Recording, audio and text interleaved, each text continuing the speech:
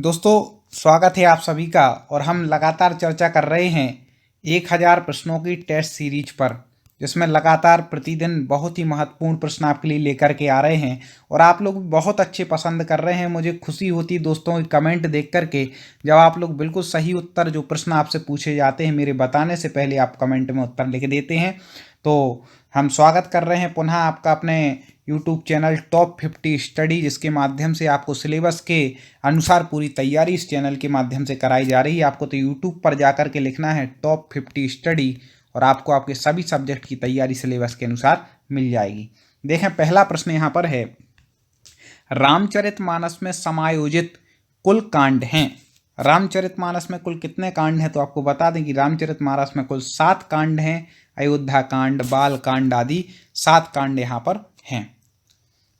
और दूसरा महत्वपूर्ण प्रश्न जो अक्सर परीक्षाओं में पूछा जाता है, हिंदी किस अनुच्छेद के तहत राष्ट्रभाषा कहलाई?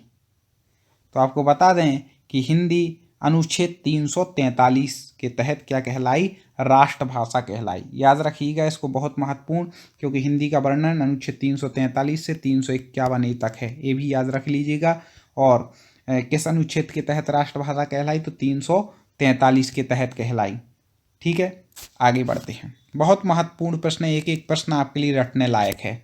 और आपने चैनल को तो सब्सक्राइब कर ही लिया होगा, टॉप 50 स्टडी, जिससे आगे की वीडियो आप तक मिले। हिंदी साहित्य का आधुनिक काल कब से माना जाता है?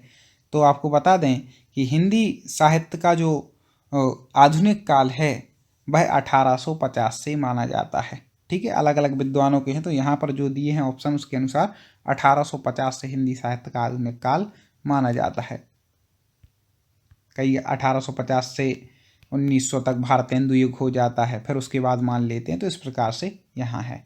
हिंदी भाषा को राजभाषा कब घोषित किया गया? वेरी वेरी IMP, रट लें बिल्कुल। तो आपको बता दें कि हिंदी भाषा को राजभाषा कब घोषित किया गया? तो 14 सितंबर 1949। कब किया गया? 14 सितंबर 1949। अब एक प्रश्न मैं आपसे पूछना चाहता हूँ कि हिंदी दिवस कब मनाते हैं?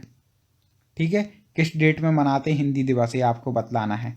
हमने ये तो बतला दिया कि राजभाषा कब घोषित हुई, 14 सितंबर 1949। अब थोड़ी सी बुद्धि का प्रयोग करें और आप बताइए हिंदी दिवस कमेंट में। अगला कमेंट आप खोल के रखें, 4 ऑप्शन में से मेरे बताने से पहले आपको लिखना है, अंधेर नगरी चौपट राजा। कई बार सुनी होगी टके सिर बाजी टके सिर खाजा। तो अंधेर नगरी चौपट राजा, यहाँ पर ये पूछना चाह रहे कि नाटक लिखा किसने है? पढ़ा तो सबने है, लेकिन अब ये बता दीजिए लिखा किसने। तो आपको बता दें भारतेंदु हरिश्चंद्र का फेमस नाटक है। इनके नाम से, भारतेंदु जी के नाम से खुद का युग है भारतेंदु युग। इन्होंने इतना बड़ा योगदान दिया हिंदी में। ठीक है, तो भारतेंदु हरिश्चंद्र जी ने लिखा है अंधेरी नगरी चौपट राजा। पीपल पात सरिस मन डोला, इसमें कौन सा अलंकार है?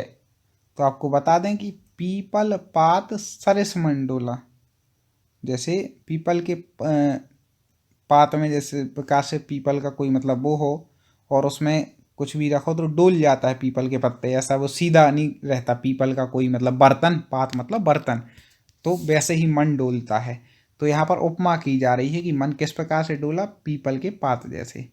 ठीक है, आगे देखें, बहुत ही महत्वपूर्ण, संस्कृत भाषा के पहले कौन सी भाषा थी? अब संस्कृत भाषा के पहले कौन सी भाषा थी? कई लोग बोले अरे सबसे प्राचीन तो संस्कृत है। नहीं भैया, संस्कृत के भाषा के पहले भी प्राकृत भाषा थी। अभी तक आपने सुना होगा, सच्चाई यही है कि प्राकृत भाषा थी। उस समय क्या था कि प्राकृत जो थी वह बोलचाल की भाषा थी और संस्कृत जो थी वह ग्रंथों की, काव्य की भाषा थी। लेकिन प्राचीन भाषा की बात करें तो प्राकृत ही मूल रूप से प्राचीन है, सभी विद्वानों ने स्वीकार किया है। अगला देखें, उज्ज्वल का शुद्ध रूप कई बार पूछा गया है और मैंने देखा कि 80% लोग गलत करके आते हैं। कभी भी याद रखना कि उज्ज्वल में 2 जा आधे हैं, उज्ज्वल है। ठीक है, 2 जा जहां पर आधे हों वही उज्ज्वल। ठीक है, रट लें, मन में बसा लें, दिमाग में बैठा लें। और जो हमारे इन प्रश्नों को सुन रहा है, ध्यान से देख रहा है, पढ़ रहा है वीडियो, मैं गारंटी लेता हूं वो कभी भी गलत करके नहीं आएगा, उस पर क्वेश्चन का आंसर बनेगा। वैसा आप हमारे पूरे जो पहले वीडियो अपलोड हो चुके हैं, आगे हो रहे हैं, उसके लिए आप चैनल को सब्सक्राइब कर लें और पिछले जो हो चुके हैं चैनल की प्लेलिस्ट में जा करके आप देख लें टॉप 50 स्टडी यूट्यूब चैनल पर। अब देखें प्रदर्शनी का शुद्ध रूप है प्रदर्शनी। प्रदर्शनी खुद है नहीं, हाँ आपने जरूर सुना होगा प्रदर्शनी, ठीक है। प्रदर्शनी जो ये जो रेफ होती ना रेफ, तो जिस शब्द में लगी हो उसके पहले इसका उच्चारण होता है। जैसे यहाँ पर अपन क्या कह रहे कि कैसा उच्चारण कर रहे हैं, प्रदर्श प्रदर्श ऐसा कर रहे हैं ना, तो जिस पर रेफ लगी हो उसके पहले उच्चारण होता है, याद रख लीजिएगा, कई अपने आप बन जाएंगे। आगे देख लें सत चयन का संधि विक्षित। सत चयन संधि हमने ट्रिक से पढ़ाई है तो आपको बता दें, सत प्लस चयन, यहाँ पर ता में क्या लगा है, हलंत का चिन्ह, और विसर प्लस के इस तरफ जहाँ पर हलंत हो मतलब वो व्यंजन है, तो कौन सी संधि हो जाएगी, यहाँ पर व्यंजन संधि, और विच्छेद क्या होगा, सत प्लस चयन। ठीक है, आगे बढ़ते हैं। अगला जो प्रश्न है, हिंदी का स्वर्णयुग किस काल को कहा जाता है।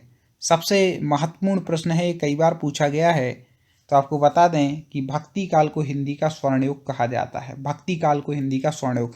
अब सबसे महत्वपूर्ण इसमें से और एक क्वेश्चन निकल के आता है कि हिंदी का स्वर्णयुग भक्ति काल को कहा किसने, तो आपको बता दें कि जॉर्ज ग्रियर्सन महोदय ने क्या हिंदी मतलब हिंदी के भक्ति काल को हिंदी का स्वर्णयुग कहा है। तो ये दो प्रश्न कवर हो गए। अगला देखें, कलम तोड़ना मुहावरे का अर्थ। दोस्तों वीडियो पसंद आ रहे हो तो लाइक जरूर करना, कमेंट में भी बताना, अपनी राय देना, और आप साथ में ये भी लिख देना कि आप किस सब्जेक्ट की और किस एग्जाम की तैयारी कर रहे हैं, तो वो हम वीडियो आप तक ले आएंगे। कमल तोड़ना मुहावरे का अर्थ है, कलम तोड़ना, सॉरी कलम तोड़ना। कई बार आप लोगों ने सुना है कि भैया तो बिल्कुल कलम तोड़ दे रहे हैं, तो इस प्रकार से बहुत अच्छा लिखना, क्या हो जाएगा, बहुत अच्छा लिखना, मतलब ऐसा लिखा कि बिल्कुल कलम तोड़ दी, धूम मचा दी, तो बहुत अच्छा लिखना। पीतांबर में कौन सा समास है, कई बार पूछा गया है। पीत मतलब पीला और अंबर मतलब वस्त्र, तो पीला है अंबर जिसका, ऐसे पीतांबर। ठीक है, अब पीतांबर किसको कहते हैं वो आप कमेंट में बता दीजिएगा, यहाँ उत्तर हम बता दे रहे हैं कि बहुब्रीहि समास है, पीला है अंबर जिसका, ऐसे। कुछ आप बताएं कुछ हम बताएं, तो मिलजुल करके काम हो जाएगा। पंचवटी में कौन सा समास है, तो पहला ही शब्द क्या दिख रहा है, संख्यावाची दिख रहा है, पंच, पांच बटियों का समूह, समाहार अर्थ में दिगु होता है, समूह के अर्थ में, तो कौन सा समास हो जाएगा, दिगु समास। अब देखें पावक। पावक में कौन सी संधि है, तो आपको बता दें सबसे पहले, सॉरी संधि विक्षित यहाँ पे पूछा गया, संधि भी मैं आपको बता देता हूँ। तो पावक, अब इसको संधि विक्षित करेंगे, तो मैंने आपको बताया था कि स्वर संधि के अंतर्गत ट्रिक में आपको बताया था कि जहाँ पर तीन शब्द होते हैं वहाँ पर कौन सी संधि होती, अयादि स्वर संधि, कोई मात्रा ना लगी हो, तो यहाँ तो अयादि है, पहचान गए। तो पऊ धन अक, तो पऊ का होगा पाव, ठीक है, आयस में जुड़ेगा तो वाव का पावक। इस प्रकार से पऊ धन अक मिलकर के अयादि स्वर संधि से क्या बन जाएगा, पावक मतलब बन जाएगा। ठीक है, अगला देखें, जगदीश का संधि विक्षित, तो जगत धन ईस व्यंजन संधि हो जाएगी। जगत आएगा, दानी आएगा, याद रखिएगा, क्योंकि ता का तो दा होता है तीसरा वर्ण, ठीक है, संधि होने के बाद, तो जगत धन ईस आइएगा। आगे बढ़ जाते हैं, हिंदी की उत्पत्ति किस भाषा से हुई। हिंदी की उत्पत्ति किस भाषा से हुई है, जल्दी से आप कमेंट में उत्तर बता दीजिए, तो आपको बता दें कि हिंदी की उत्पत्ति सौरसेनी अपभ्रंश से हुई। क्योंकि आपको क्रम पता होगा कि जो एक क्रम आता है, संस्कृत, पाली, प्राकृत, अपभ्रंश, ठीक है, अपभ्रंश के अंतर्गत सौरसेनी अपभ्रंश से फिर हिंदी आई है, तो इस प्रकार से आप उसको लगा सकते हैं। अरबी भाषा का कौन सा शब्द है, चार शब्द दिए हैं, कौन सा इसमें से अरबी भाषा का शब्द है, जल्दी से आपको बता दें, तो आपको बता दें कि अरबी भाषा का शब्द है गुनाह। क्या है, गुनाह, याद कर लीजिए, रट लीजिए। पंचगद्दा एक संख्यावाची शब्द है, अर्थ की दृष्टि से इसके अंतर्गत आने वाले पदार्थ हैं। अब पंचगद्दा के संख्या की दृष्टि से कितने आएंगे, तो पहली आपको उसमें दिख रहा है कि क्या लिखा है, पंच, तो कितने आ जाएंगे, पांच, पंच मतलब पांच। आगे देखें, हाथ का मैल मुहावरे का अर्थ है। हाथ का मैल मतलब कैसी तुच्छ वस्तु, अपन नहीं कहते तो मेरे हाथ का मैल है, बिल्कुल कोई बड़ी बात नहीं है, तो तुच्छ वस्तु। आगे देखें, साकेत के रचनाकार कौन है। एक और मैं आपको बात बता दूं, यदि आपको संस्कृत पढ़नी हो, कई बार लोगों को अच्छे ऑप्शन नहीं मिलते, आप हमारे चैनल टॉप 50 स्टडी पे जाएं, वहाँ पर पूरा मटेरियल है। संस्कृत हो गया, बाल विकास, पर्यावरण, इंग्लिश, मैथ, हर चीज़ के आपको वीडियो मिलेंगे।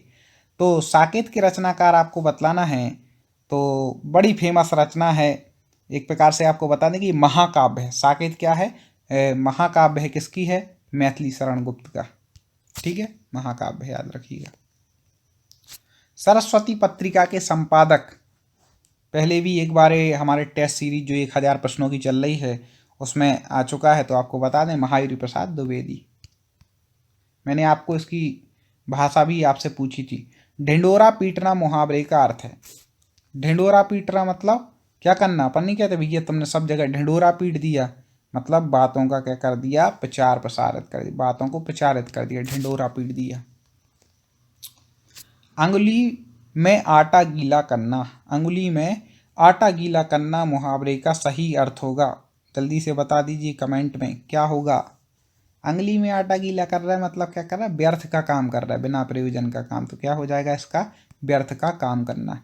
दोस्तों आपको हमारे क्वेश्चन पसंद आ रहे हैं या नहीं, कमेंट में ज़रूर बताएं। वीडियो को लाइक करना, और एक और निवेदन, यदि सब्सक्राइब ना किया हो तो करके शेयर जरूर करना, जिससे और लोगों तक हिंदी व्याकरण के क्वेश्चन पहुँचे, वो भी अपनी तैयारी कर सकें। कहा है कर भला तो हो भला, मुहावरे की बात आ रही तो मैं भी एक मुहावरा छोड़ ही दूँ, मैंने कहा। चलो आगे देखें, हाथ मलना मुहावरे का अर्थ है। हाथ मलना मतलब पछताना, बोले हाथ मलते रह गए तो मतलब पछताते रह गए, तो हाथ मलना मतलब क्या हो जाएगा, पछताना।